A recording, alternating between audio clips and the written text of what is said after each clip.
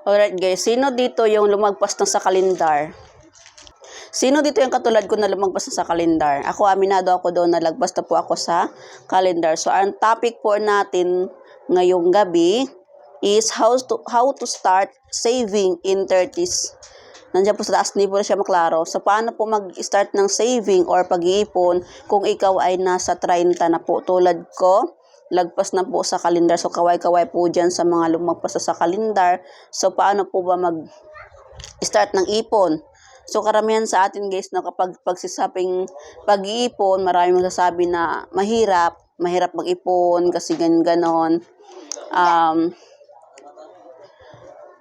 So, marami silang mga alibay guys pagdating sa usapang pag-iipon, no? So, yun po ang ating topic na. So, simulan na natin kung ano po bang pinakauna. So, spend less than you make. So, meron akong sinulat dito guys. Meron akong sinulat dito para di ako makalimot, no? So, pinakauna, no, spend less than you make. Kasi nga, guys, habang, naniniwala ba kayo, guys, na habang tayo ay, lumalaki yung income natin, lumalaki din po yung gastos natin, di ba? Parang sa lang din yun, parang sa bata, parang sa ating mga anak, habang maliit pa sila, maliit pa yung gastusin nila, maliit pa yung pangailangan nila, di ba? So, habang lumalaki na sila, lumalaki na din po ang gastusin nila. Parang sa pag-aaral na, pag elementary pa lang baby mo, yung anak mo, sumalit pa yung needs nila. Habang palaki ng palaki, pamahal at palaki ng palaki yung mga gastusin. Agree ba kayo dyan? Di ba? Type yes kung agree kayo, o type no kung hindi kayo agree. Walang masama sa gumastos guys at reward ang sarili, but you make sure you're not spending more than your daily income, di ba? Kumbaga, wag tayong lalagpas kung magkano yung daily income mo, dapat hindi tayo lalagpas doon. Walang masama sa pag-reward sa sarili, basta alam mo natin na hanggang doon lang. Kumbaga, may limit tayo. Kumbaga, kung sumasahod ka, kung wala kang daily income, kung yari sahod ka every 15 days, so dapat doon ang gastos mo sa loob ng 15 days, hindi siya lumagpas doon sa sahod mo. Kunyari, sa sahod ka ng 7K every 15 days. So, sa mga employees po dyan, naranas ko yan kasi proud to say, I am employee before, no? So, sumasahod ako ng 7,000 every 15 days. Okay? So, dapat doon, make sure na hindi ka lalagpas doon sa 7K na yun. Baka naman lumalagpas ka, lagi-lagi ka na sa Jollibee, lagi-lagi ka na sa nag-milk tea. So, syempre, gastos po yun, no? Kung mag-reward ka sa sarili mo, make sure na mag-ipon ka muna. Save before you spend. Kung mayroon kang target talaga na gusto mong bilhin, kunyari gusto mo talaga yung bagay na yun, so much better po pag-ipunan mo muna. Pag-ipunan mo muna siya. Wag mo siyang bilhin ng rush. Ibig sabihin, wag mo siyang bilhin na wala sa plano. Okay? Much better po na pag-ipunan mo muna yung bagay na yun bago mo siya bilhin.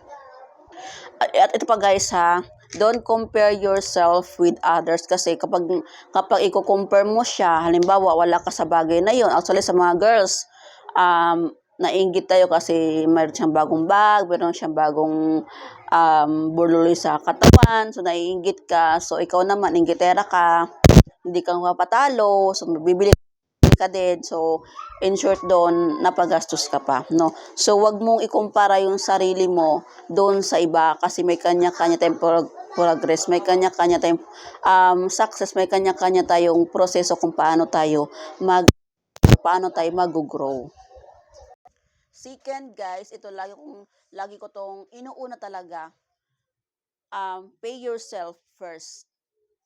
Kumbaga, ASP, Automatic Spend Program. Kumbaga, kung makasahod ka, tulad ako, nakapag-activate ako, no? So, ang ginagawa ko, iniipon ko na yung kinita ko doon. Matik doon, naka-ipon na agad, nasa ipon na. So, kung kayo naman, sumasahod kayo ng every 15 days, so kung meron kung goal mo talaga na makapag-ipon, so pay yourself first. Hindi ibig sabihin na pupunta ka ng salon, papaganda ka, paano ka ng ibig sabihin po doon is mag-ipon ka. Mag-ipon ka muna, magkuha ka muna ng little penny. Kung kaya mo namang mag-save ng 2,000 bawat sahod mo, so gawin mo siya. Okay? Pay yourself first. So, paano ba makapag-ipon? Siyempre, kung gusto mo talaga kung goal mo talaga, mag-open ka ng bank account mo. Okay? Huwag yung ipon lang sa bahay, guys, kasi possible kasi na magagastos mo siya, makukuha mo siya. Lalo na ipon mo na sa wallet lang. Now, bukas gastos na. Apply later, ganun yun.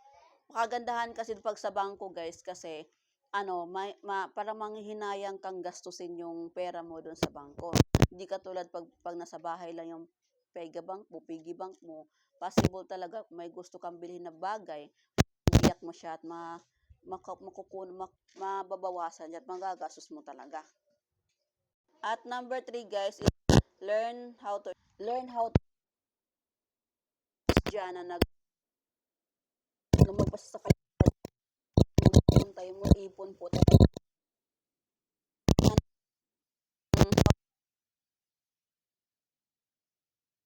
Because the moment you stop working, you stop earning, but you don't stop spending. Kasi kung hindi tayo mag-iipon, guys, trabaho tayo ng trabaho, kung tayo magretiro na, kung tayo pagod na sa pagtatrabaho, ayaw na natin mag-company, ayaw natin magtrabaho, so wala tayong kikitain. Ang pagiging employee kasi, guys, mayroon kang kita dyan kapag papasok ka, mayroon kang sahod kapag papasok ka. Invest ka naman, so later talaga, matagal pa yung income mo dyan. It takes 2 years, 2 to 5 years bago mo masabi na nag-grow na yung negosyo mo.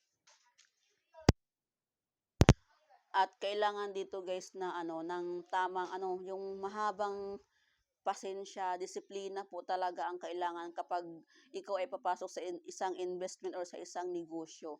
So, kailangan po talaga magnegosyo natin, guys, kung na tayo ay nasa 30s na, or possible po, mas maganda po talaga na mag-start tayo na mag-invest habang bata pa, habang kaya pa natin, kasi kapag bata pa tayo, nag-i-invest tayo, guys, so mas possible na malaki po yung mautunan natin at advanced learning po tayo doon. So, tulad ko, guys, nag-invest ako sa TPC, at until now, nag-i-invest pa rin ako sa mga bagay-bagay na alam kong nag-i-earn siya ng money at nag-generate siya ng income. Okay? So, sa TPC po talaga ang pinaka-source of income ko, guys. So, walang masama doon kung anong gusto mong inegosyo in the future.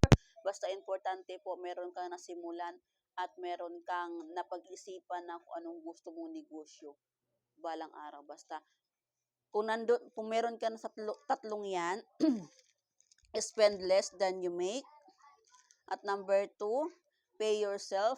Kung nakaya mo na yung mga gayaan, na meron ka ng, siyempre, pay yourself, meron ka ng ipon dyan, no? So, mag-invest ka na. Number 3, learn how to invest.